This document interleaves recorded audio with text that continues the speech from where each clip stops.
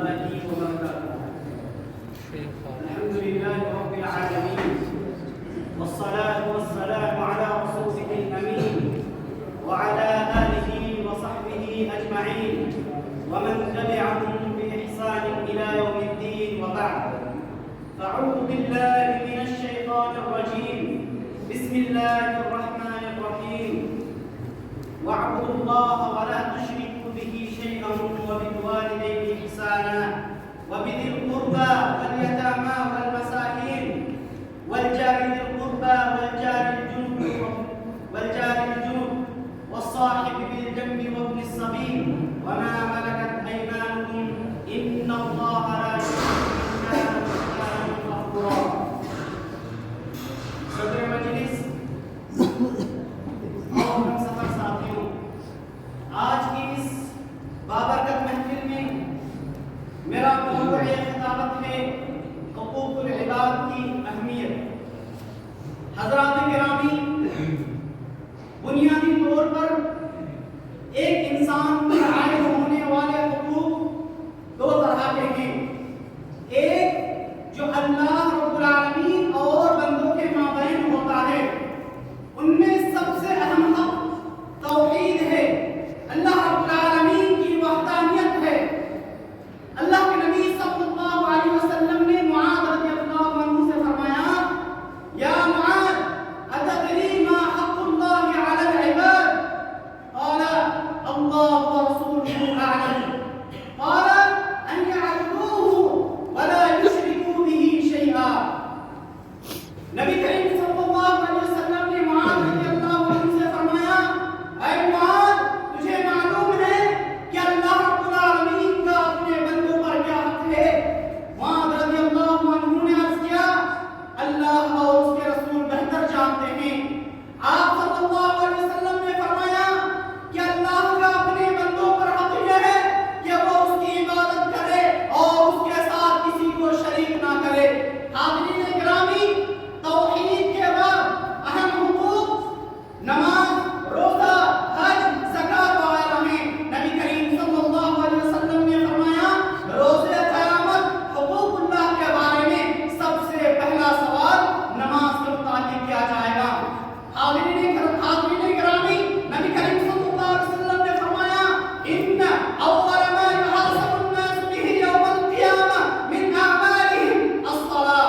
حاضرین گرامی، اللہ کے رسول صلی اللہ علیہ وسلم نے فرمایا، قیامت کے دن لوگوں کو ان کے اعمال میں سے جس چیز کے بارے میں پوچھ تاچھ کی جائے گی وہ نماز ہے. حاضرین گرامی، اللہ کے نبی صلی اللہ علیہ وسلم نے دوسرے حدیث میں فرمایا، اسی طرح حقوق اللہ کے بعد بندوں کے حقوق. نبی کریم صلی اللہ علیہ وسلم نے فرمایا، روز قیامت حقوق اللہ کے بارے میں سب سے پہلے جس چیز کے بارے میں پوچھا جائے گا وہ ہے خون خرابے، جان کی حفاظت. اللہ کے نبی صلی اللہ علیہ وسلم نے فرمایا، اسی لیے کبائر یعنی شرک کے بعد سب سے بڑا گناہ جان بے ناحق کسی کو قتل کرنا بتایا گیا ہے. فرمایا، الکبائر الاشراک باللہ وحقوق الوالدین وقتل النفس والیمین الغموس. حاضرین گرامی، قرآن و سنت میں حقوق اللہ کے بعد سب سے زیادہ اہمیت حقوق العباد کو دی گئی ہے. اور وہ حقوق العباد میں دنیا کے ہر مذہب، ہر ذات و نسل، ہر درجے اور ہر حیثیت کے انسانوں کے حقوق شامل ہیں. اگر ہم عزیزوں کے حقوق ادا کریں تو اس کے ساتھ غیروں کے حقوق بھی ادا کریں.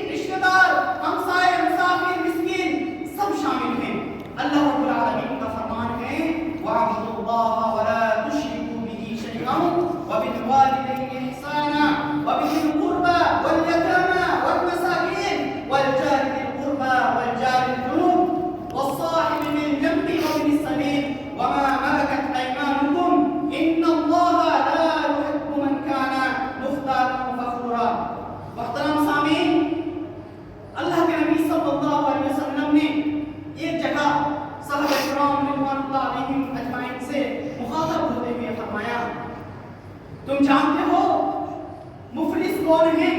आप सब साहबा इकराम रिज़वानुल्लाह अलैहिम ने कहा कि हमारे नजदीक मुफलिस वो शख्स है जिसके पास पैसा ना हो, जिसके पास दुनिया का सामान ना हो।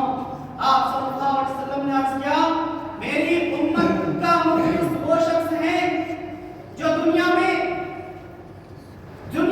बहुत सी नमाज, रोजा, ज़कात और बहुत सारी मकबूल इबादतें लेकर आए, लेकिन उसने किसी की नाहक